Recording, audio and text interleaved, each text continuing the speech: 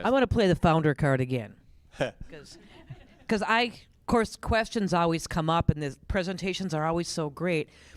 One thing that I tell a lot of people is that when, after Pete's diagnosis and being with the Minneapolis Heart Institute, thankfully through their partnership with Ridgeview, I feel like we were very fortunate and very blessed to have a team. We always felt like we had a team, whether it was him meeting his primary care at Ridgeview, who referred him to Dr. Campbell, who referred him to Dr. Judah, and then Dr. Tang did his pacemaker when he had his left bundle branch block, and it always felt like that was a team. I know a lot of you go out to conferences and stuff. Is this happening around the country? We get a lot of questions. We do, even though we're Minnesota-based, people are coming from all over the country. Is that the exception or is that the rule when it comes to treatment of the overall person with aortic disease when there's multiple things going on? Yeah, and it does. It takes an entire care team of different doctors. We have heart doctors, we have stomach doctors, we have feet doctors. We have doctors that can help us with our mental aspect, and that is very important.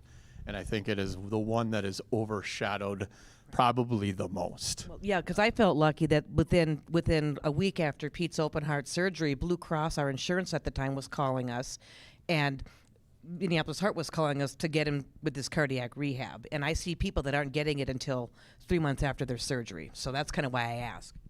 I mean, I think the one thing we truly believe in is that, as you said, it's a team sport. So you see 3 of us here that are like completely different specialties, doing different things every day, but we all work very close to each other. And as you said, it's a path and it's a trip, and there's no way you can do this trip alone with one provider or 2 providers. And you will be meeting various different teams throughout your path, whether that's your primary from the beginning to your surgeon, your cardiologist, the rehab team. It's definitely a journey, and different spots of this journey you will need different providers to come in with their expertise to kind of help you go through that phase. And I think that's one of the beauties of modern medicine, that you have to adapt, and teams is what makes the difference. And I think if we want to cater to our communities and be able to provide the best care we can, we have to work as teams. And I just want to have everyone, because Allina has been part of this since the beginning. Can everyone stand up and just give a hand to the team at Allina Health Minneapolis Heart Institute, please? Amazing, amazing. I wanted to also respond, is this happening elsewhere? Yes, asterisk. It's becoming much more commonplace to have kind of unified multidisciplinary care for these more complex vascular and cardiac type surgeries. And that's one of the reasons why it's really valuable to go to a place that offers that, because it isn't available everywhere. And there are absolutely people who, oh my gosh, this is so far away. Do I really have to go all the way down to the cities to deal with it?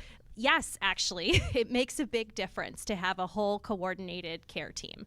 And it is a model that is becoming more widely available across the country, but largely in major metro areas. Yeah, and that's a great point. And from a survivor aspect, somebody that has graduated 3 different hospitals. I've graduated our local one, that was immediate. That was not even, I passed go right away. There's no way that my local hospital can help me anymore. And graduated to St. Mary's Medical Center in Duluth, to which, for my redo, because I had to be on ECMO, I graduated to Abbott Northwestern.